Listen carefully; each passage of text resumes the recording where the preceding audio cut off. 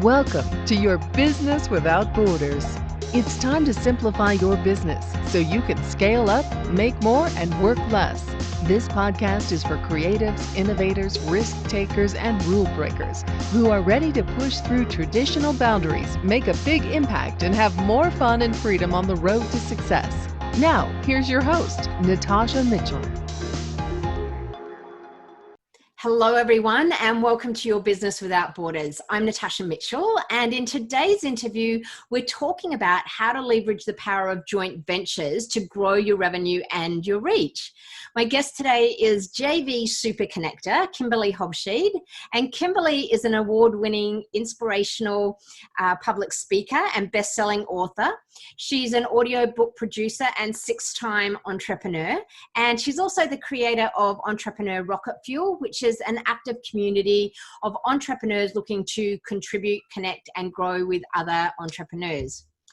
As her title of Joint Venture Super Connector, Kimberly gets entrepreneurs the stages and connections that they need to stop being overlooked and to explosively grow their reach and revenue. And if that's not a full-time job enough, she's also a mother of two, and in her spare time is a real adventure seeker who loves hiking, whitewater rafting, sailing, and horseback riding. Her motto is, no surprise, live life out loud. So welcome to the show, Kimberly. It's so nice to have you here today.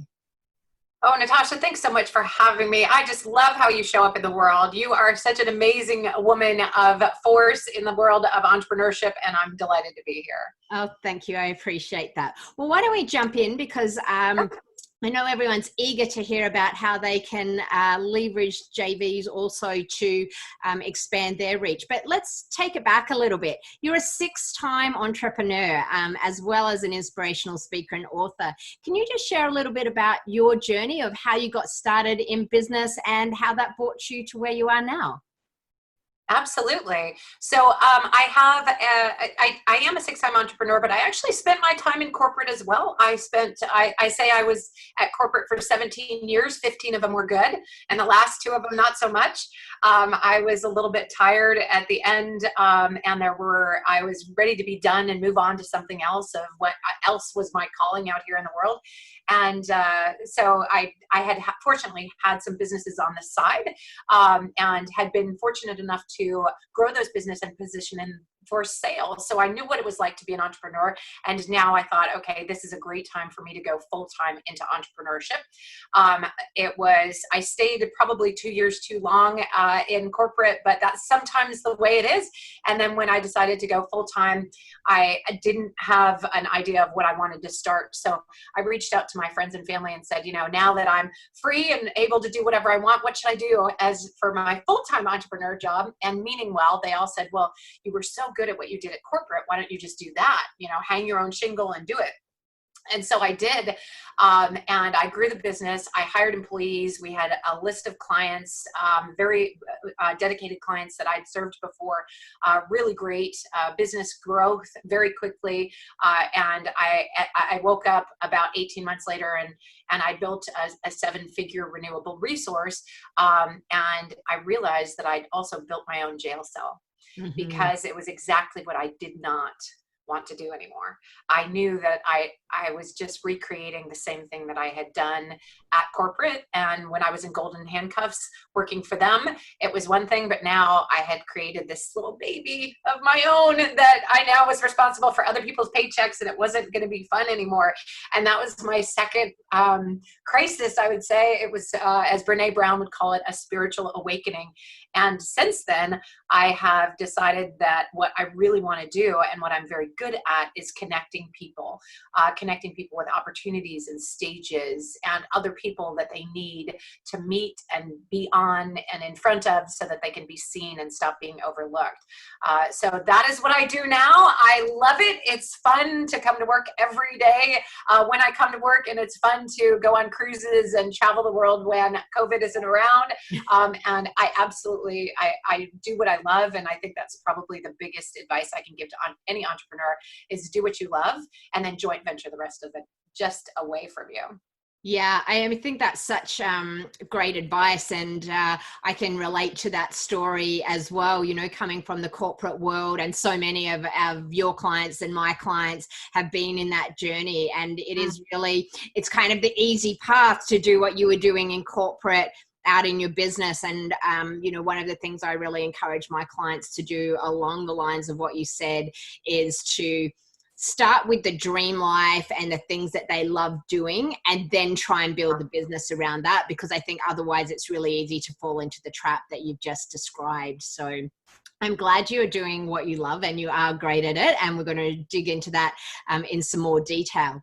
But before we do that, I just want to dig in a bit to your motto, which is live life out loud. What do you think holds most people back from doing that? Joint venturing? Well, I think they just don't know where to start, or they don't think they have the connections. And really, it's just a matter of connecting with people and approaching it the right way. Oftentimes, I will see entrepreneurs make a huge mistake whenever they go to a networking event or any event where they're going to they're going there for the purpose of growing their business. And the first thing they're looking for is potential clients. And I have to tell you that is the biggest mistake an entrepreneur can make. Mm-hmm. You shouldn't be at those events looking for clients directly, because you will come out of the chute as, please buy my stuff. That's how you show up in the world, and nobody wants to be sold anything. So we all like to buy things, but we don't want to be sold, is the phrase, I think. So if you come out of the chute that way, you're going to sort of hit this brick wall of people saying, oh, great, you're selling stuff, you know, and it sort of ends the conversation right there, especially if they're not your client. Then you just move on and you want to look for somebody else. That's the biggest mistake you can make. The best way to approach any networking event is not to be approaching it like you are trying to sell the person in front of you, but instead that you're trying to be seen and stop being overlooked, and you're trying to make connections for your business. And the way that would look differently is not, Natasha, will you buy my stuff? But Natasha, I am looking for people who are entrepreneurs, who are looking to get on stages, who are looking to make a bigger impact in the world. And I'm looking for people who can connect me with those people. If you know of anybody, I would love to chat. Mm-hmm. And that way you're not selling them directly. You're actually approaching them as a partner and somebody that can connect you with other people. And that's the magic of joint ventures. Yeah. And I think that's a really refreshing approach. I think we can all relate to being at those spammy, salesy kind of networking events. And, you know, a few years ago, I actually stopped going to a lot of in-person events for that very reason. And, you know, it obviously has an impact on your business, because you still need to be connecting with those people. I'm also quite a connector and quite social, so I've done that in other ways. But yeah, I mean, it can be really daunting to be in that sales pitch kind of environment. It can really turn you off. So can you share a little bit as to why a joint venture is so critical to success? Well, yes, because joint ventures are really magic. They're magic in a number of different ways. But joint ventures, when you approach things from, I want to partner with you to get in front of your audience, it automatically gives you third-party credibility. So say, for example, Natasha, you came to me and you met me and you said, hey, I'm looking for entrepreneurs who are looking to get on a podcast or a radio show or a YouTube channel. And I'm looking to be able to highlight them for their personal expertise. Mm-hmm. Do you know anybody that I should connect to? Now you've totally opened the door. First of all, I'm going to say, yes, I am one. I would love to be on your podcast. Mm-hmm. Secondly, I know other people who would love that as well, right? And so then when I reach out to those other people, I'll say, you have to meet Natasha Mitchell. She's amazing, because now you immediately have third-party credibility, and you're not trying to go chase those clients, but I am bringing them to you, to your front door, saying, here's a person you definitely need to meet. They're amazing. They're exactly what you're looking for. The same thing can happen with any business, and it doesn't just have to be a podcast. It's all translatable, but you get that third-party credibility because somebody else is bringing people to you, and you are no longer chasing clients. They're coming to you. Yeah, I mean, that's just the magic sauce, isn't it? You know, and I mean, it always, I know that's how I was introduced to you, through a third party, and Exactly. it just made the connection so much more credible. It's a great connection, but you know, as opposed to some other introductions that have come very cold to me, I don't know who the person is. They say things like, "I've been referred to you." I ask them who referred me. They say, "I don't even know who referred I me." don't I'm know. like, well, probably Yeah. just a spammy database then. So that third party connection is really helpful, and as you say, can really quickly expand your reach, without you having to chase people. So, Kimberly, what advice would you have for someone who's a bit newer in business or doesn't have the big list? Are they able to JV with people? Absolutely. So you do want to be JV ready, joint venture ready. And the best way you can do that is to position yourself in a way that it's going to be a win-win situation. So if you have something for offer, you're going to want to figure out how it can benefit your two other groups. One is your joint venture partners and how it can benefit their audience. Now, it's not necessarily your audience, but although hopefully they're directly related, but really what you want to do is be able to say, Natasha, I can present you with something that would be of value to your audience. And that if you're coming at it from that approach, and figuring out a way that you can benefit the person that's going to connect you and their audience at the same time, that would be phenomenal. Is it okay if I just give a slight example, kind of a simple example? Of course, please do. Okay, great. So I have a side business that does audiobooks, believe it or not. One of my businesses sells audiobooks, right? And if you go to authors and you say, hey, would you like to have an audiobook? The authors generally don't want to get an audiobook because authors, funny enough, they're readers, they're page turners, right? They're people who like actual physical books that you can lift up and smell and curl up with, right? As opposed to an audiobook, they're just not that into it, right? So when I created this audiobooks company, I was saying, hey, would you like to buy an audiobook sale? You know, would you like me to produce an audiobook for you? And I was getting not really a lot of traction for that. And so I repositioned because, first of all, authors don't care about that. What they care about is having a wider reach and making more money from the business, that the book they already created. That's what they care about. And then secondly, I really didn't want to talk to individual authors only. I didn't want to try to sell them stuff. So I went to publishers who produce multiple books for many, many authors.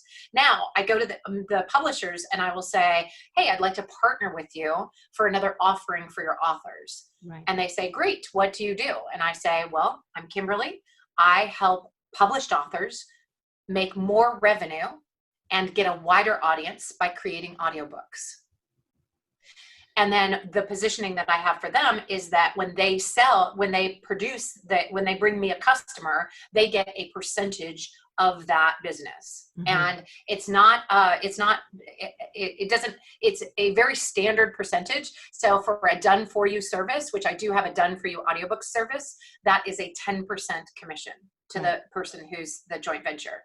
For any sort of online course that doesn't require any personal attention, it's a 50-50 split. So oftentimes you'll have a $500 course, and that publisher would get a $250 commission for every joint venture affiliate fee for every person that they put into that course. Yes. Now, I don't have to pay for Facebook ads. I don't have to pay for advertising that may or may not work, but I do pay whenever I get a customer. Yeah. And in that case, it's a win-win-win. So the customer actually wins because they get the audiobook. The publisher wins because they get the affiliate fee, and I win because I get a customer without having to do any advertising or do any additional work. Does that make sense? Yeah, totally. And, you know, I mean, I think you've said a lot in there in terms of, one, having something that's of value. Two, you know, it's great if it's a complimentary offer. But three, you know, and you and I have had this conversation in the past as well. I think people really underestimate the the power of the joint venture and that kind of shift in mindset around the affiliate fee. I'm sure you've had pushback in the past, and I've had pushback from clients in the past, like, oh, someone asked me for a referral or an affiliate fee. And, you know, exactly this conversation. If someone can bring me clients without me having to do any work and without me having to advertise cold on Facebook, we've already talked about the third-party credibility. It's just such a, I'm about simple and efficient. It's such a simple and efficient way to get clients. That is what I love about you, Natasha, is that it's one of the many things I love about you is that you are simple and efficient, focused. And I think that is very powerful. If I can make my job easier by helping other people and helping them help other people as well, how awesome is that we show up in the world that way? It's a totally different approach than buy my stuff, right? Now, if you are thinking about entering the world of joint ventures and you're starting to say, okay, well, how do I position this? Just think the best way you can do is think in terms of win-win-win, and you'll go first. So if figure out what they want and what they're motivated by, and then offer to help them with that first. If they are looking for a connection, offer to help that. If they're looking for something that is a problem for them, that they don't have a resource and you have that available, offer that first. So joint venturing is really a game of I'll go first. And if you can keep that in mind and keep in mind that you're really looking for a win for you and your joint venture partner and their clients, you'll go far fast. Yeah, that's great advice. So just as, you know, I mean, things don't always go to plan, and you want to make sure that you're working with JV partners that are good for your brand and, you know, represent the quality that you personally would represent. What are some of the key questions you would ask, or what things would you be looking for with your partners to see if they're a good fit?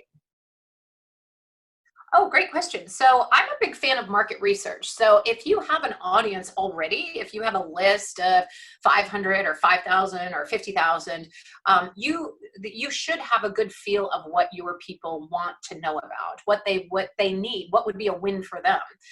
So since it's a win-win-win, you've got to figure out what they're looking for, how to serve them best. Now, if I'm a publisher and I've produced a whole bunch of books for a whole bunch of different authors, and somebody comes to me and says, hey, how about we do audiobooks for them? I can poll my audience and say, would you be interested in learning about audiobooks? And if they are, well, then great, I can give you this information.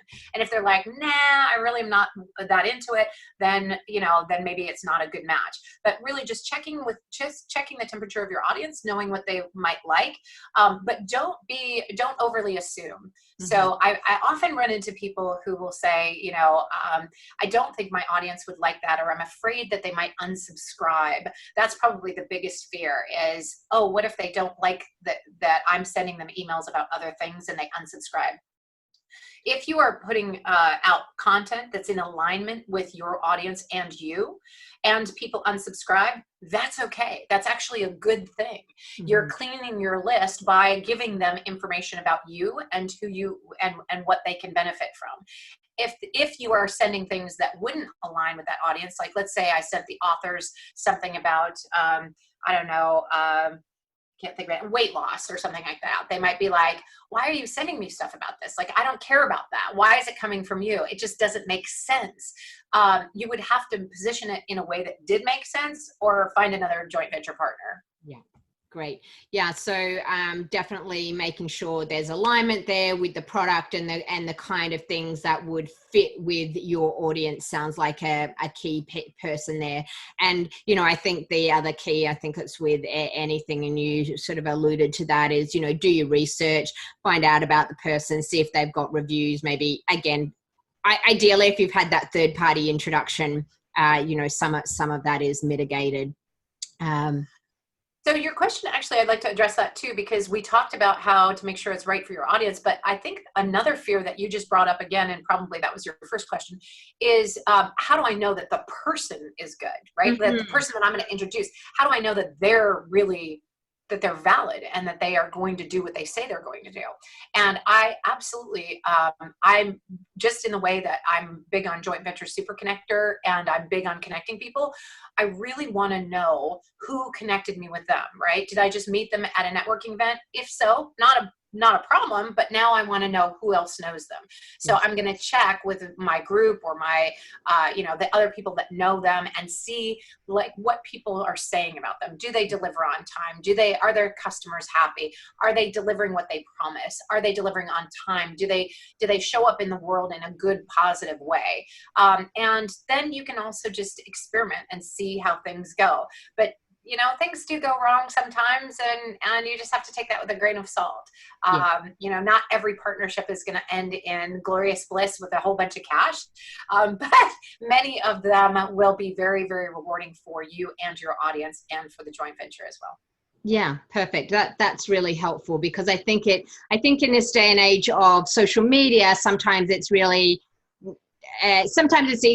more difficult to sift through and get a good gauge. And one of the things I like to do, which you and I did, was to actually have a face-to-face, at least Zoom conversation at length to find out more about each other. And again, obviously I connected with the person that had referred us to have a longer conversation with them, certainly checked out the work that you were doing. And at some point, I think there's a level of kind of intuition and chemistry. And, I think also managing the expectations, right, is really important.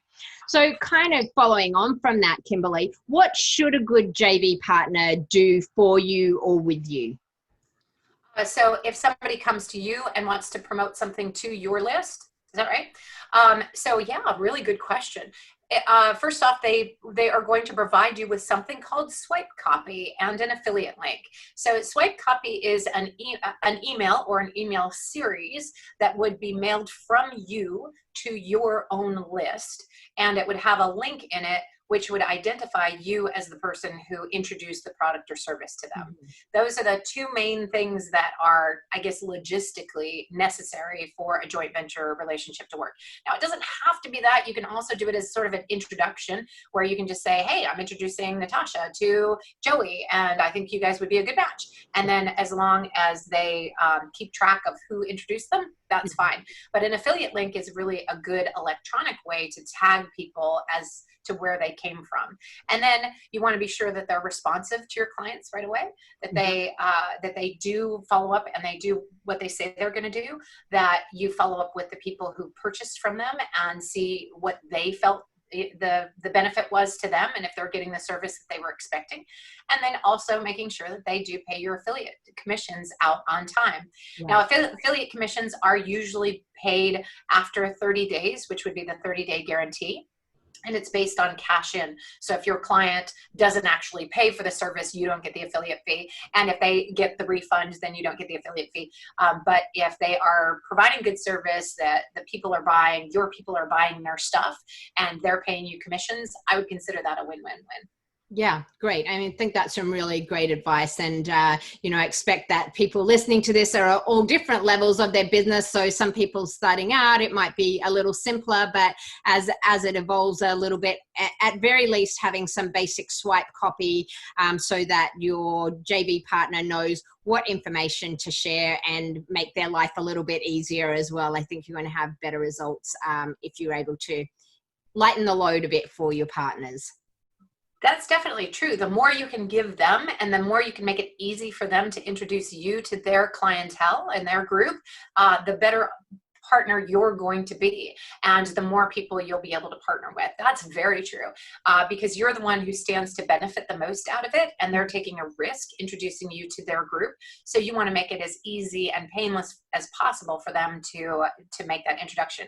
Now, that could be as simple as, here's my website and here's a bio about me. It could be, but the more you give them, and the easier it is for them to produce it to their group, and the easier it is for them them to make money quickly from it, the better chances you'll have of being able to do that. So I'd recommend, if you aren't already in a program, to get in some sort of program or mentorship, get some guidance from somebody who's done joint ventures, or get in a mastermind group that can help you learn about joint venturing and how you can make the most money out of a group that you've already created by serving them in a different way.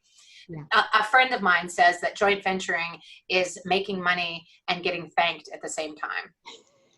Well, that sounds like the perfect way to do business to me. Right?